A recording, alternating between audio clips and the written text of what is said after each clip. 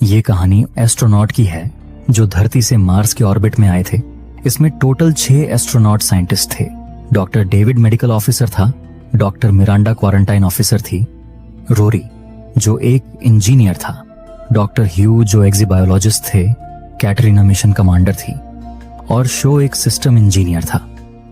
दरअसल यह लोग मार्स पर उतरते नहीं थे बल्कि अपने स्पेसशिप पर रहते और मार्स के ऑर्बिट में घूमते रहते। इन्होंने एक कैप्सूल को मार्स पर भेजा था जिसका नाम पिलग्रिम होता है, जिसका काम था कि उसे ऐसी मिट्टी को कलेक्ट करना है जिस मिट्टी में किसी एलियन जीव की संभावना हो। और इस मिशन में इन्हें लगभग 8 महीने हो चुके थे, लेकिन 8 महीने बाद पिलग्रिम कैप्सूल को वैसी मिट्टी मिल गई थी जिसे लेकर वो इनके पास आ रहा था। लेकिन तभी उस कैप्सूल से एक उल्का पिंड टकरा जाता है जिसकी वजह से वह अपनी दिशा से भटक जाता है और ये एस्ट्रोनॉट उस पर से अपना कंट्रोल भी गवा देते हैं और उन्हें अब किसी भी हालत में पिलग्रिम कैप्सूल को पकड़ना था, क्योंकि उन्हें इस मिशन में 8 महीने लगे थे और उस मिट्टी में एलियन जीव था और अगर इन्होंने वक्त पर उसे नहीं पकड़ा तो फिर इस अनंत अंतरिक्ष में उसे ढूंढ पाना नामुमकिन होगा। इसलिए उसे पकड़ना इनके लिए बहुत जरूरी था। अब इनमें से एक एस्ट्रोनॉट जिसका नाम रोरी होता है, वो स्पेसशिप से बाहर जाता है ताकि वह उस कैप्सूल को पकड़ सके। वो शिप के रोबोटिक आर्म से उसे पकड़ने वाला था, लेकिन उस कैप्सूल की स्पीड इतनी ज्यादा होती है कि इसमें रोरी की जान भी जा सकती थी। लेकिन रोरी अपनी जान पर खेलकर उस कैप्सूल को पकड़ने में कामयाब हो जाता है, जिससे पूरा क्रू बहुत खुश हो जाता है क्योंकि अब उनके पास मार्स के मिट्टी का सैंपल था और ये इनके लिए बहुत बड़ी कामयाबी थी। जिसके बाद ये लोग उस मिट्टी के सैंपल को एक मशीन में डालकर चेक करते हैं और उन्हें यह पता चलता है कि इस मिट्टी में एक सिंगल सेल है, यानी मार्स पर किसी न किसी रूप में जीवन है। पर वो सेल कोई हलचल नहीं कर रहा था, इसलिए ये लोग उस मशीन में टेम्परेचर बढ़ाकर देखते हैं, लेकिन कोई हलचल नहीं होती। फिर ये लोग टेम्परेचर घटाकर देखते हैं, पर तब भी उसमें कोई हलचल नहीं होती। इसलिए ह्यू एटमॉस्फेयर बदलकर देखता है। वो ऑक्सीजन को थोड़ा कम करता है और कार्बन डाइऑक्साइड को बढ़ाता है। यह एटमॉस्फेयर पृथ्वी पर पहले हुआ करता था, जब पृथ्वी पर सूक्ष्म जीवाणु हुआ करते थे। एटमॉस्फेयर ठीक करके ह्यू उसे ग्लूकोज भी देता है। तो अचानक उस सेल में हलचल होना शुरू हो जाती है। उसके अंदर जीवन के लक्षण देखकर यह 6 एस्ट्रोनॉट बहुत खुश हो जाते हैं, क्योंकि यह धरती के वो इंसान बन चुके थे जिन्होंने धरती के बाहर पहली बार किसी रूप में जीवन को देखा था। ये लोग अपने स्पेसशिप में भी पूरी तरीके से पृथ्वी से कनेक्ट थे। न्यूज के जरिए सारी दुनिया को इस बात का पता चल गया था। जहां ये एस्ट्रोनॉट काफी सारे लोगों से बातें करते हैं, बच्चों के सवालों के जवाब देते हैं, उनसे बातें करते हैं। वहां एक बच्ची होती है जो इस सेल को नाम भी देती है कैल्विन। फिर हम शिप में डॉक्टर ह्यू को देखते हैं जो उस सेल को संभाल रहे थे। उन्होंने ही उस सेल को जिंदा किया था। दरअसल ह्यू शारीरिक रूप से डिसेबल थे। वो अपने पैरों से चल नहीं सकते थे, मगर उन्हें यहां अच्छा लगता था क्योंकि उन्हें यहां पर किसी व्हील चेयर की जरूरत नहीं होती। यहां ग्रेविटी ना होने के कारण वो तैर सकते थे। वही हम उस सेल को देखते हैं जो धीरे धीरे ग्रो हो रहा था। उसकी साइज इंक्रीज हो रही होती है। वह सिंगल सेल अब मल्टीपल सेल में बदल रहा था। उसके अंदर पूरी तरीके से लाइफ होने के लक्षण दिखाई दे रहे थे, क्योंकि उसके अंदर मांसपेशियां, नर्वस सिस्टम, ब्लड वेसल्स होते हैं। यानी ये जीव बढ़ेगा और साथ ही कम्युनिकेट भी कर पाएगा, और होता भी वैसे ही है। एक दिन जब डॉक्टर ह्यू उस जगह पर जाता है जहां पर उस जीव को चेंबर में रखा गया था, ह्यू ग्लव्स के जरिए अंदर की तरफ अपनी उंगली बढ़ाता है तो कैल्विन मतलब वो जीव उसके उंगली से लिपट जाता है। यानी कि वो देख सकता था और साथ ही चीजों को महसूस भी कर सकता था। और यह देखने के बाद ह्यू को बहुत खुशी होती है। फिर हम कुछ दिनों के बाद का सीन देखते हैं जहां उस बॉक्स में जिसमें उस जीव को रखा गया है, वहां का एयर प्रेशर अचानक चेंज हो जाता है। इसके बारे में पता चलते ही ये सारे लोग डर जाते हैं। उनको कुछ समझ में आता कि ये हुआ तो हुआ कैसे। ये लोग तुरंत एयर प्रेशर को ठीक करते हैं और पहले जैसा एनवायरनमेंट बनाते हैं। लेकिन अब उस जीव ने हलचल करनी बंद कर दी थी। वो पूरी तरीके से इनएक्टिव हो गया था, इसलिए ये सारे लोग परेशान हो जाते हैं। लेकिन सबसे परेशान था ह्यू, क्योंकि ह्यू ने किसी बच्चे की तरह उसे पाला था। उसने खुद ही संभाल कर उस जीव को इतना बड़ा किया था। वो किसी भी कीमत पर उसे दोबारा एक्टिव करना चाहता था। इसलिए ये लोग उस जीव को इलेक्ट्रिक शॉक देने का फैसला करते हैं। ह्यू ऐसा ही करता है। वो इलेक्ट्रिक रोड की मदद से उसे शॉक देता है ताकि उसे होश आ सके, और इनका प्लान काम भी करता है। इलेक्ट्रिक शॉक से उसे होश आ जाता है, लेकिन वो होश में आते ही ह्यू का हाथ पकड़ लेता है और उस इलेक्ट्रिक रॉड को तोड़ देता है। ह्यू को कुछ नुकसान तो नहीं होता क्योंकि उसका हाथ ग्लव्स में था, लेकिन उस जीव ने उसके हाथ को इतने पावर से जकड़ लिया था कि ह्यू के पूरे जोर लगाने पर भी वो अपना हाथ छुड़ा नहीं पाता। बाहर खड़े बाकी एस्ट्रोनॉट को समझ नहीं आता कि अब क्या करे। रोरी अंदर जाकर उसकी मदद करने की बात करता है, लेकिन क्वारंटाइन कमांडर डॉक्टर मिरांडा अंदर जाने से मना करती है क्योंकि इसमें खतरा था। वहीं अंदर वो जीव ह्यू के हाथों को अब इतने प्रेशर से दबाता है कि ह्यू का हाथ और उसकी सारी उंगलियां टूट जाती हैं, जिसका दर्द ह्यू झेल नहीं पाता और बेहोश हो जाता है। उसकी मदद करने बाकी एस्ट्रोनॉट अंदर जाना चाहते थे, लेकिन मिरांडा रूल्स को तोड़ने से साफ मना करती है। ह्यू के हाथ का कीमा बनाने के बाद वो जीव उसके हाथ को छोड़ देता है और उस ग्लव्स से बाहर आने की कोशिश करता है, लेकिन ग्लव्स मजबूत होने के कारण वो उसे तोड़ नहीं पाता। पर वो जीव बहुत इंटेलिजेंट था। वो उस इलेक्ट्रिक रॉड को लेकर आता है और उसकी मदद से ग्लव्स को फाड़ देता है और इस तरह से वो बाहर आ जाता है। लेकिन बाहर आने के बाद वो डॉक्टर ह्यू को कुछ भी नहीं करता। डॉक्टर ह्यू पूरी तरीके से बेहोश होते हैं और उनकी बॉडी हवा में तैर रही होती है। अब यहीं पर एक चूहा भी होता है जिसे एक्सपेरिमेंट के लिए यहां रखा हुआ था। वो जीव उस चूहे के पास जाता है और उसे बारीक नजर से देखने लगता है, लेकिन चूहा उस जीव को खतरा समझकर उस पर अटैक करता है, जिससे वो जीव डर कर पीछे होता है और अचानक उस चूहे पर हमला करके उसे निगल लेता है और उसे खाते ही इस जीव की साइज भी बढ़ जाती है। ये देखकर यह लोग समझ जाते हैं कि डॉक्टर ह्यू को भी इस जीव से बहुत बड़ा खतरा है। इसलिए रोरी तुरंत चैम्बर के अंदर जाता है और डॉक्टर ह्यू को जल्दी से बाहर निकालता है। लेकिन रोरी जब खुद बाहर निकल रहा था कि तभी वो जीव उसके पैर को झपट लेता है। ये देखते ही डेविड चैम्बर का गेट तुरंत बंद कर देता है और रोरी अंदर ही फंस जाता है। लेकिन रोरी बिना घबराए हिम्मत से काम लेता है। मिरांडा उससे कहती है कि ऑक्सीजन कैंडल से उस जीव को जलाने की कोशिश करो। रोरी ऐसा ही करता है। वो ऑक्सीजन कैंडल की कांच तोड़कर अंदर की गर्म ट्यूब से उसे झटके देता है, जिससे वो जीव तुरंत पैर को छोड़कर दूर चला जाता है। जिसके बाद रोरी एक फायर थ्रोवर गन लेकर उसे जलाने की कोशिश करता है, लेकिन वो जीव इनके सोच से भी ज्यादा इंटेलिजेंट था। वो जीव उसे चकमा देकर हर बार बच निकलता है और मौका देखकर रोरी के मुंह में चला जाता है और थोड़ी ही देर में रोरी के मुंह से खून की बूंदें बाहर आने लगती हैं। उस जीव ने रोरी को अंदर से खाना शुरू कर दिया था, जिससे रोरी को जल्द ही अपनी जान गंवानी पड़ती है।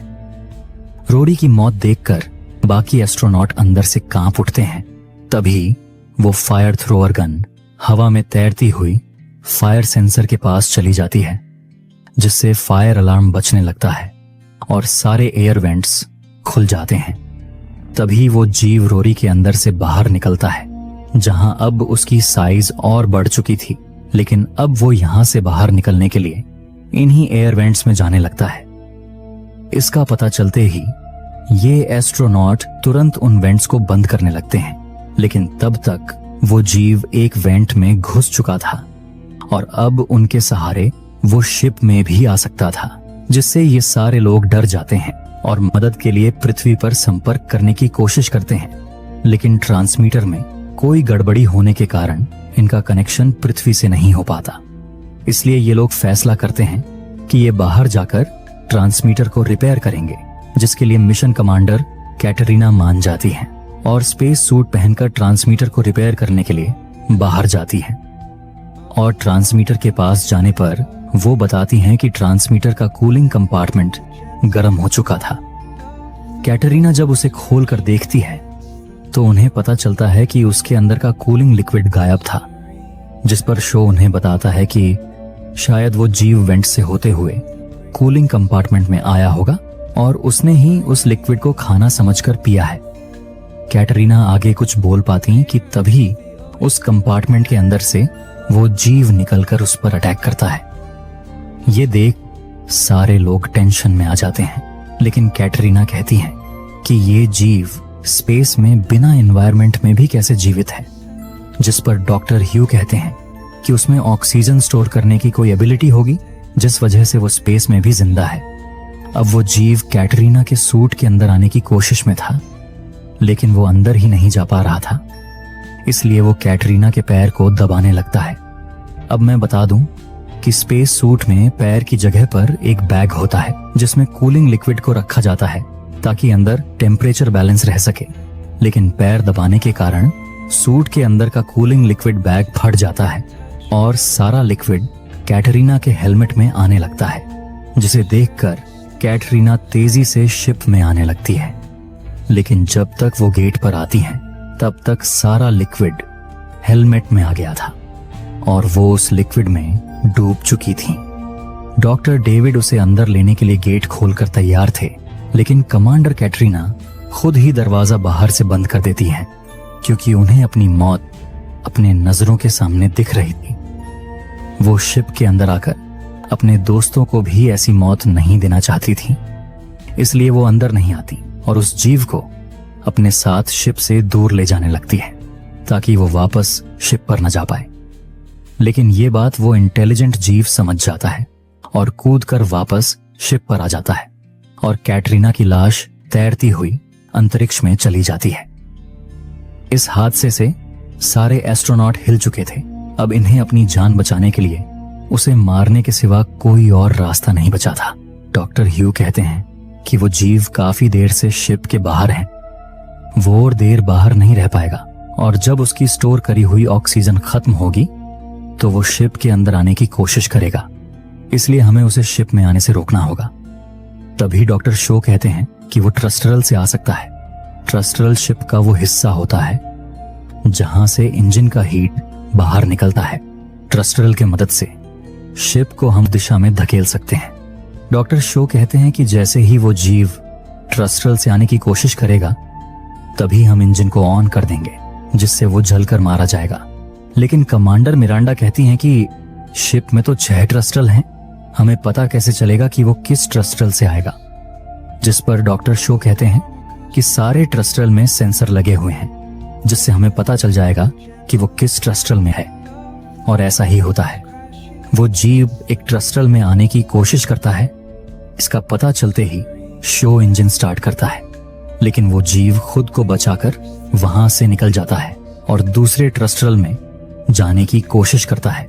शो इंजन चालू करके फिर एक बार उसे जलाने की कोशिश करता है, लेकिन वो जीव फिर एक बार बच जाता है और यह सिलसिला काफी देर चलता है, पर वो जीव हर बार बच जाता था।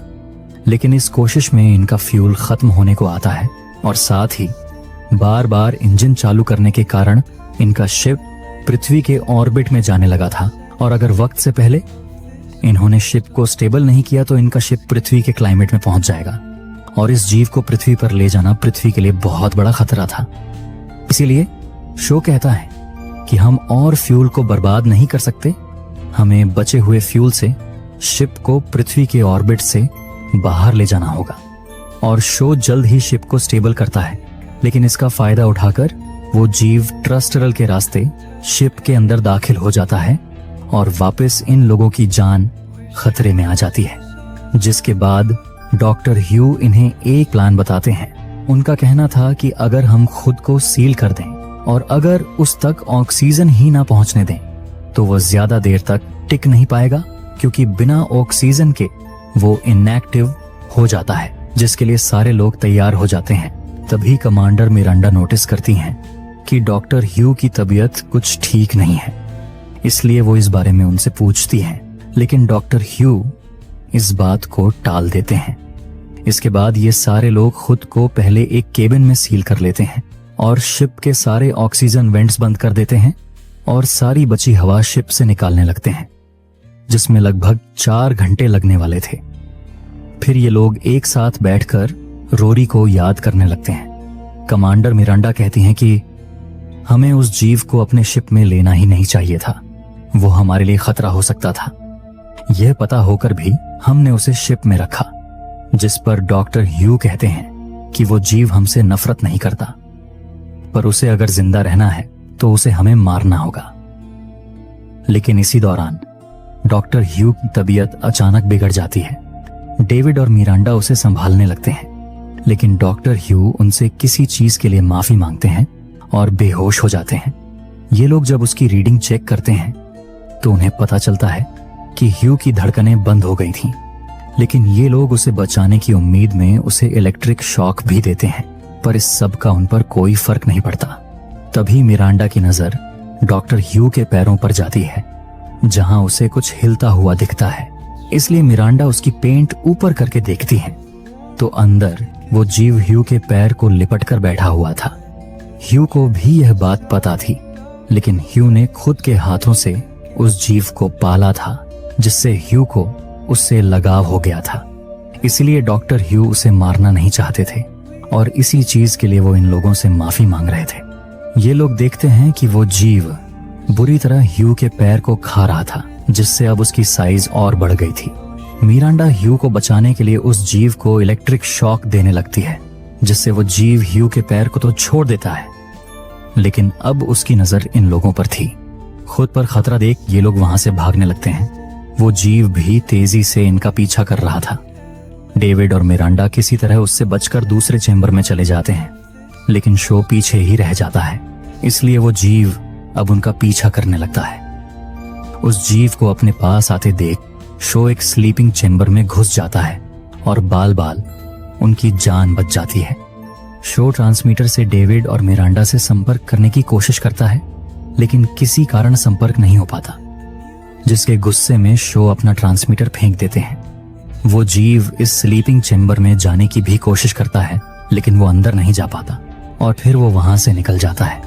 वहीं डेविड और मिरांडा को शो कहाँ है वो नहीं पता था, इसलिए वो शो की लोकेशन ट्रेस करते हैं। दरअसल सभी एस्ट्रोनॉट्स के हाथ पैर पर ट्रैकर लगा होता है ताकि उनकी लोकेशन पता चल सके, लेकिन जब ये लोग शो की लोकेशन देखते हैं तो उन्हें ह्यू की लोकेशन भी दिखती है, जो इधर उधर मूव कर रही थी। लेकिन ह्यू तो मरा पड़ा था, पर ये लोग जल्द ही समझ जाते हैं कि उस जीव ने ह्यू के पैर के साथ उसका ट्रैकर भी खा लिया है और इसलिए उसकी लोकेशन ये लोग देख पा रहे थे।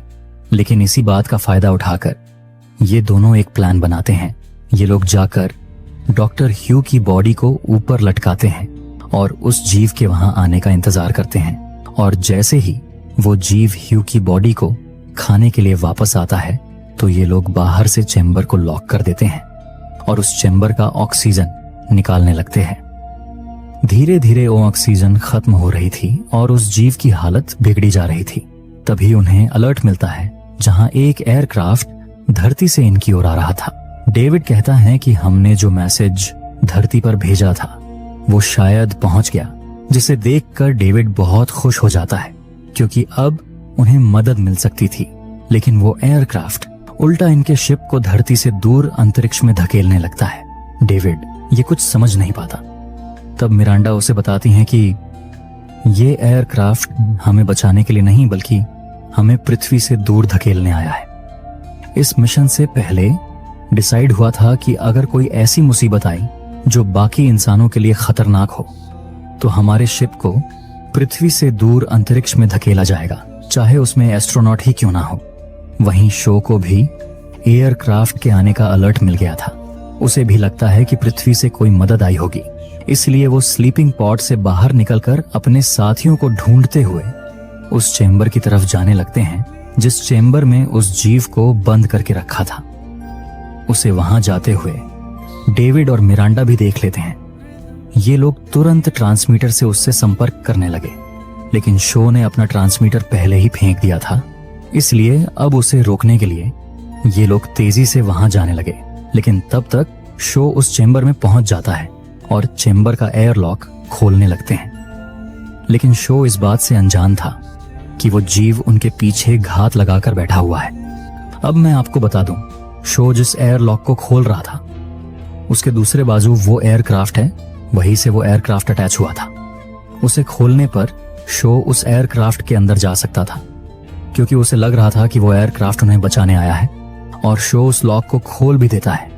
लेकिन तभी वो जीव उस एस्ट्रोनॉट पर हमला कर देता है जो उस एयरक्राफ्ट को चला रहा था, और इस हमले में एयरक्राफ्ट का बैलेंस बिगड़ जाता है, जिससे वो शिप से थोड़ा डिटैच होकर वहां गैप बन जाता है। अपनी जान बचाने के लिए शो वापस शिप में आने लगता है। तब तक डेविड और मिरांडा भी वहां पहुंच गए थे, लेकिन अब उस गैप से हवा का प्रेशर बन जाता है और ये तीनों स्पेस में खींचने लगते हैं। ये लोग शो को बचाने की कोशिश करते हैं, पर वो जीव अब शो पर हमला कर देता है, इसलिए ये दोनों भागकर शिप के अंदर आ जाते हैं। वो जीव भी शो को मारकर वहां से बचकर शिप में आ जाता है, लेकिन अब वो एयरक्राफ्ट बिना किसी कंट्रोल के अपना बैलेंस खो चुका था, जिससे वो इनके शिप पर आकर क्रैश हो जाता है, जिससे शिप की ऑक्सीजन बाहर लीक होने लगती है। डेविड और मिरांडा देखते हैं कि इस क्रैश से उनका शिप अब पृथ्वी की ओर जा रहा था, और उनके शिप की हालत इतनी बिगड़ चुकी थी कि ये लोग उसे कंट्रोल भी नहीं कर पा रहे थे, जहां इनकी मौत निश्चित थी।